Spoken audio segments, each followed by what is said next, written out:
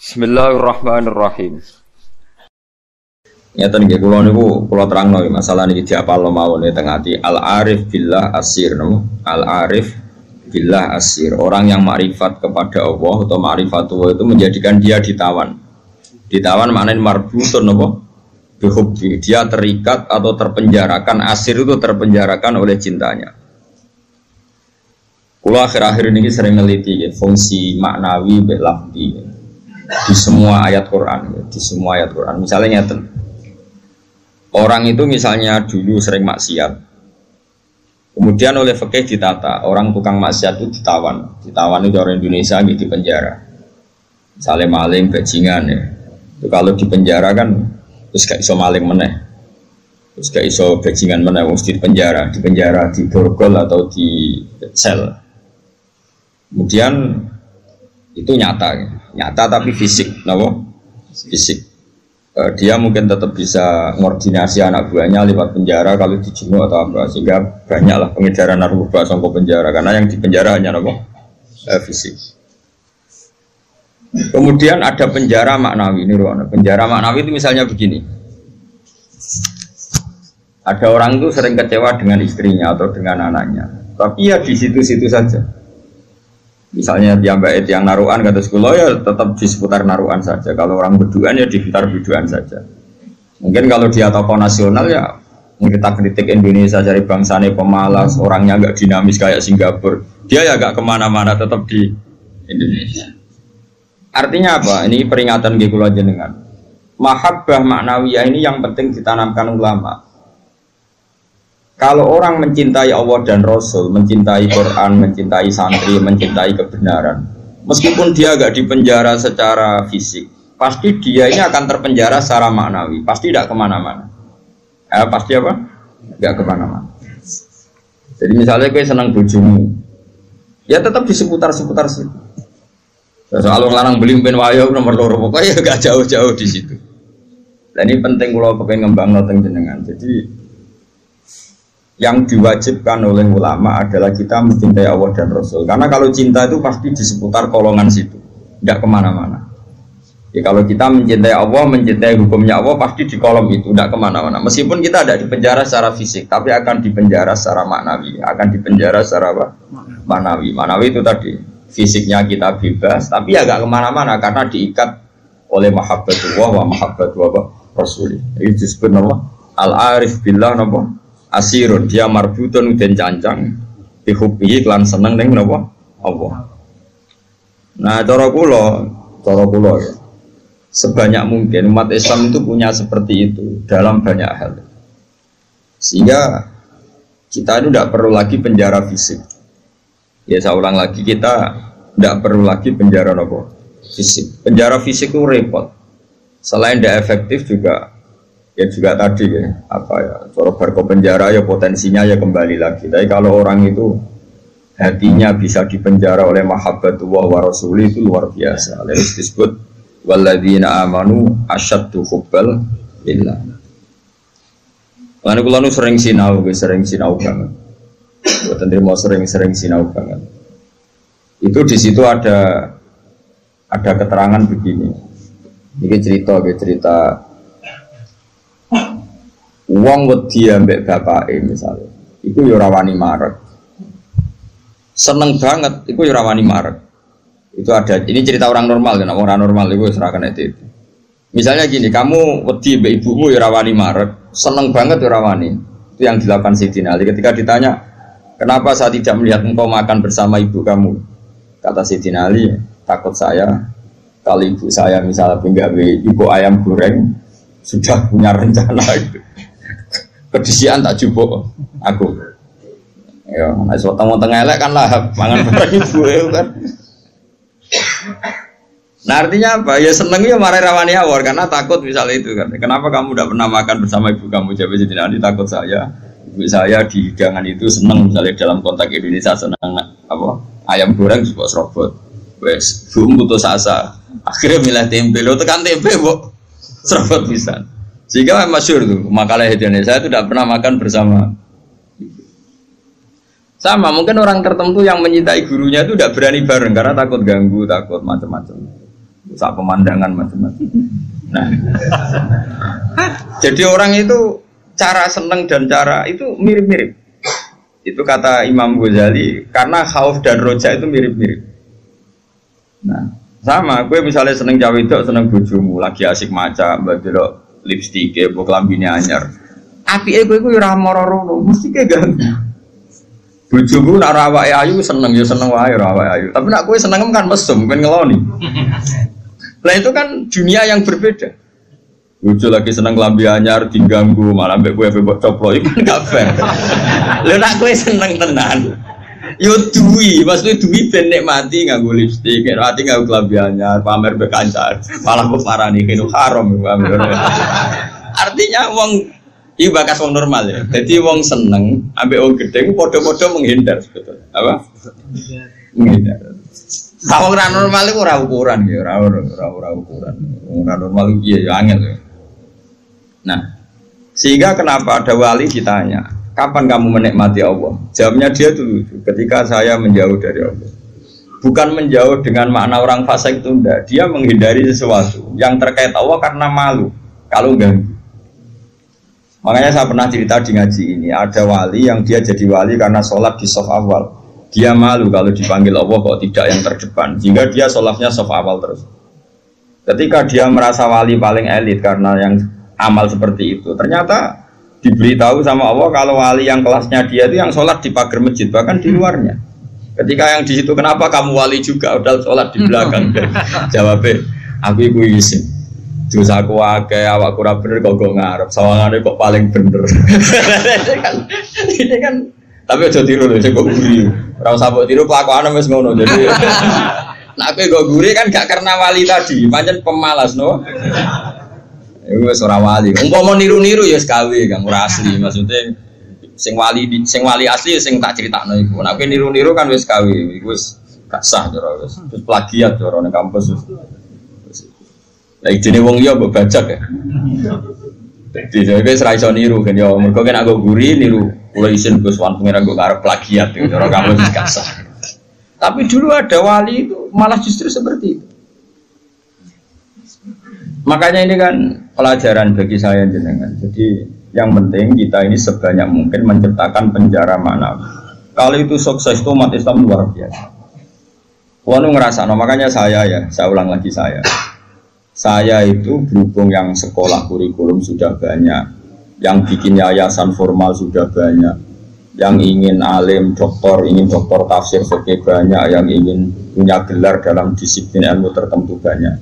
Saya itu ingin ada yang selalu tetap seperti saya.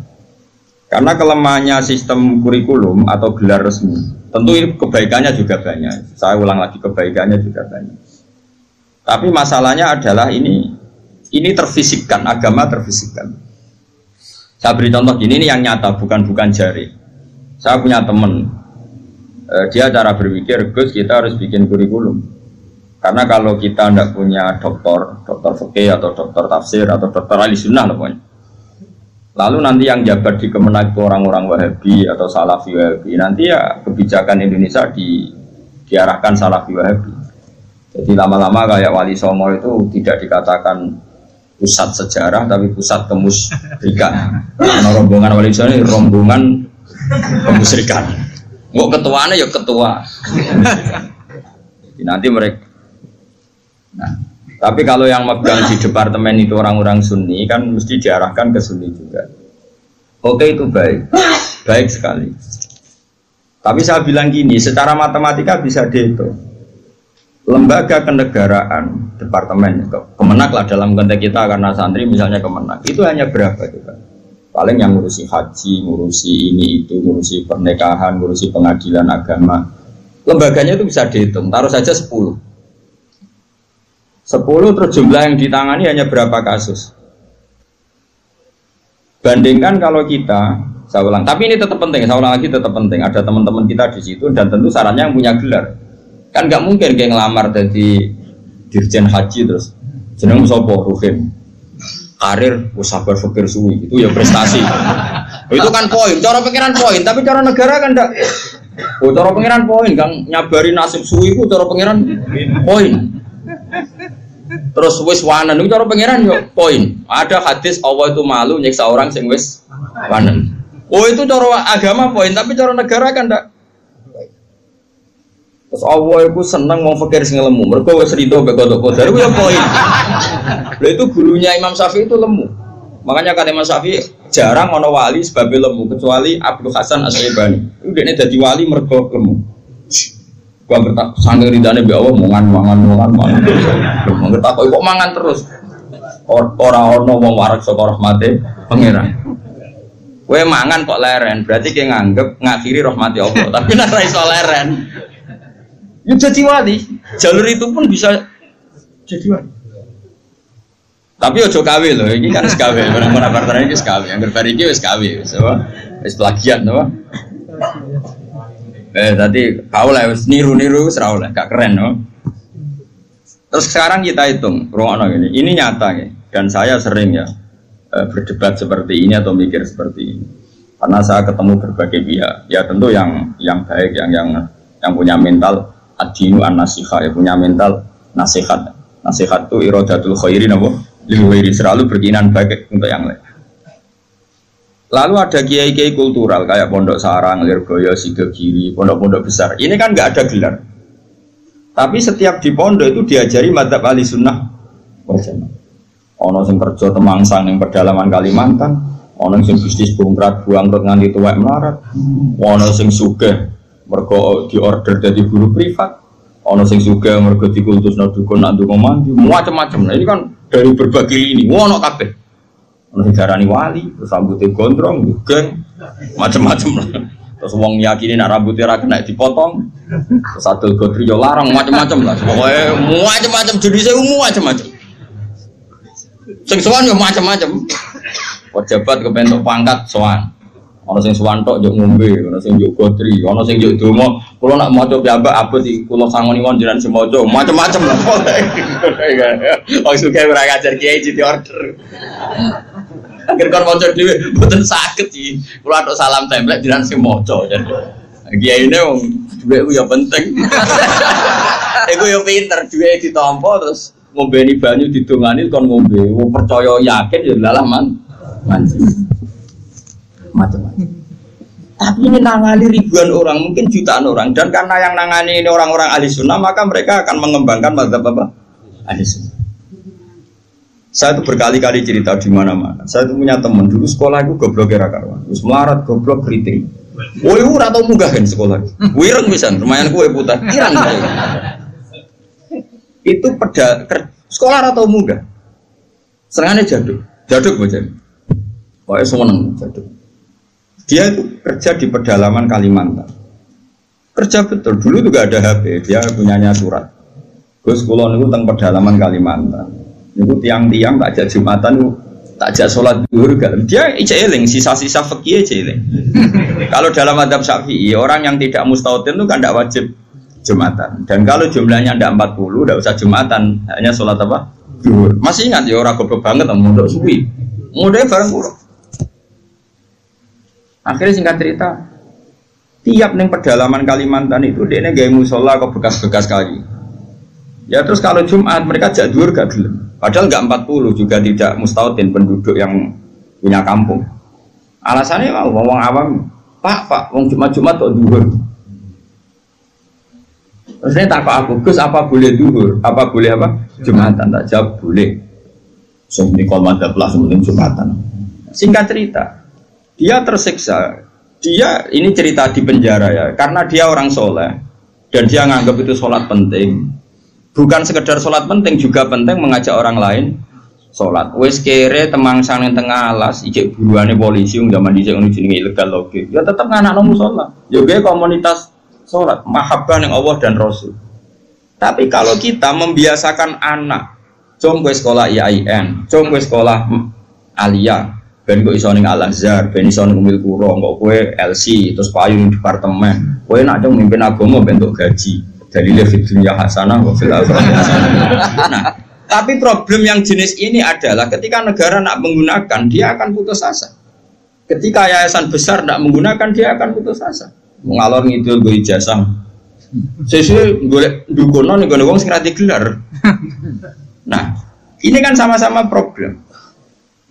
Artinya kita sebagai ulama harus beda. Meskipun kita saling mengakui, tapi harus beda. Terus ada lagi teman saya, dia hidup di Sulawesi. Dia sama kerja di Kayunan. Itu kalau mau cari masjid, itu 4 jam. 4 jam dari dia di tempat kayu tadi. Mau masjid jam 11, masjidnya cek kuncinan. Akhirnya dibuka-buka dewi, disapo-sapo di dewi. Seadan. Baru sing lucu gini, memang soleh gue. Sing sitok itu alumni Sarang, ketemu alumni Lirboyo. Ono grupnya ketemu alumni Tegalrejo. Ini orang-orang yang nasibnya itu gak jelas, tapi dibawa, ini betul nyata, dibawa oleh agamanya ketemu di titik masjid. Kang, kenapa gue eleng Jumatan? Jadi kami ini tahu modal, berang tahun, 4 tahun. Lah kok terima detik ini, bisa ngaji tenanan. Macam-macam lah.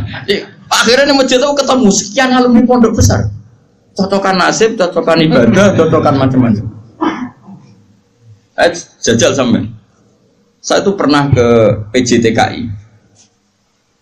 Itu di Jakarta. Itu kebetulan kakak saya itu pas ke situ saya diajak, ada teman saya. Suwandri orang wong jeneng Hamid. Gus, kamu kenal orang ini? Namanya Hamid. Ini dulu mondok di sini. Mesti katanya kenal jenengan.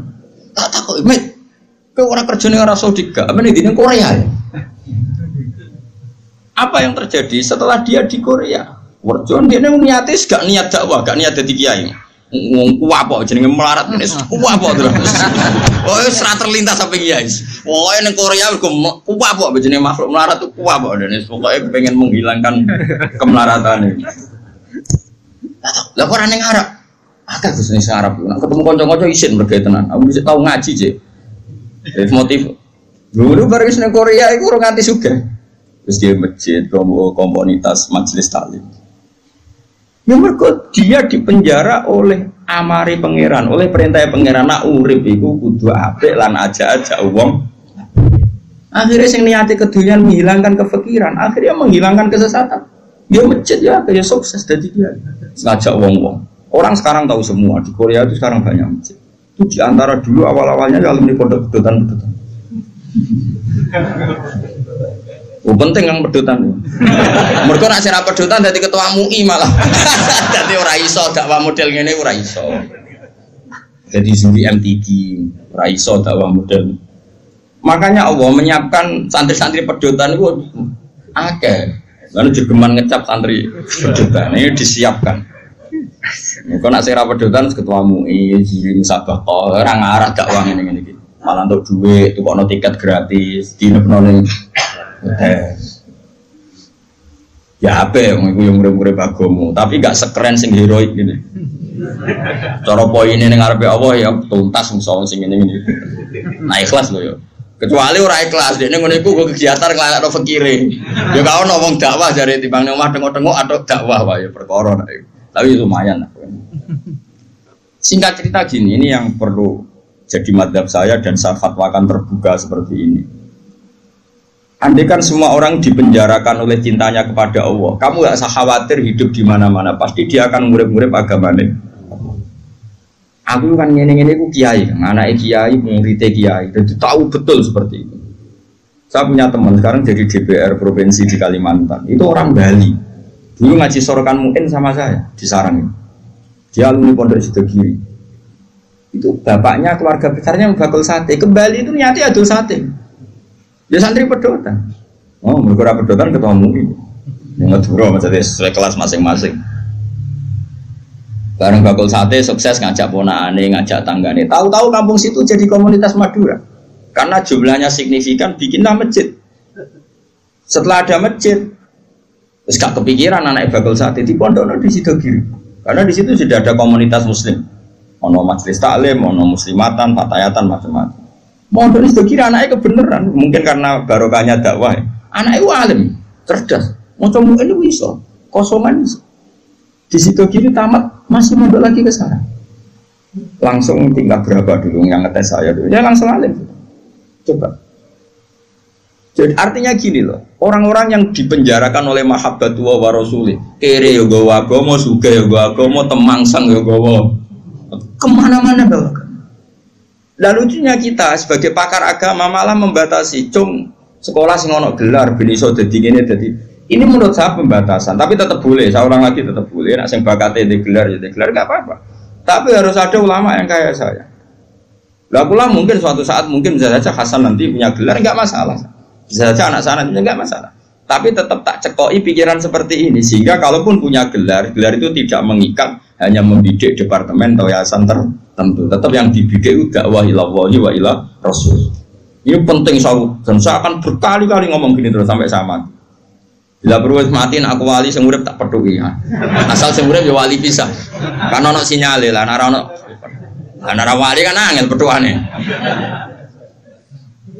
Kan gak sambung. Sinyale beda. Sing wali padha waline iso calling-callingan ning sak gambare. Sing ora kan wis berat. Nggih, wali ku kelas kan. Wali ku beda. Kaya Nabi Yakub, Nabi Yusuf itu manusia digoda Zulaikha meh tertarik. Bareng meh tertarik, mulai rontok sawat bapake ditewah kok. Padahal bapake ning Syria ning Kanaan, Nabi Yusuf bedane ning Mesir. Piye? Bapake ning Syria, gawe kepae ning Palestina. Nabi Yusuf kegoda Zulaikha ning ketewah kok bapak. Anake Nabi kok. Lah kowe sing nabok sapa ora demenan. Ora ono sing nabok. Bapak murah wali, kowe ora wali, lingkungane ya ora wali. Mulane dadi ngene iki sampe. Semuanya agak menunjang. Ya, tapi pangeran ngersakno rahmat Allah jembar jute ya do apik. Buat jalalan ngalor ngidul, go kita apa iki? Nasohil bilipat ngalor gitu. Nah menurut saya yang penting sekarang adalah menciptakan mahabbatullah wa mahabbatu rasuli secara permanen itu jadi malakahnya, mentalnya, darah dagingnya sehingga hidup di mana-mana itu ilallah wa ilah rasul. Apalagi kita dalam konteks Indonesia, orang tahu semua lah, kalau Islam ke Indonesia itu dibawa oleh pedagang, semua sepakat mengambil gelar pedagang. Ada pedagang dari Gujarat, dari India, dagang di Indonesia. Niatnya dagang rempah-rempah, ya kepengen sugih. Tapi mereka ini santri, mereka ini orang ora iso golek donya tok ora iso, tetep nang aja akhirnya ngajarkan Islam. Nggih betul. Itu pedagang apa kiai? Pedagang apa ketua MUI mereka di apa dokter fikih ndak, apa dosen IAIN ndak, apa kiai sing dibenom negara ndak. Ya pedagang ya wong kedonyan nih. Mulane harapan kowe kedonyan iku jek tinggi. Tapi asli kedonyan probleme iku asli. Maksudnya iku biasa golek donya tok ora ngurusi agama, itu sing kasus itu. Itu yang bawa Islam ke Indonesia, mbok kira siapa? Pedagang. Terus sekarang jadi Islam seperti ini, ada wali songo, ada apa? Pertama yang bawa Islam itu pedagang, bukan kiai.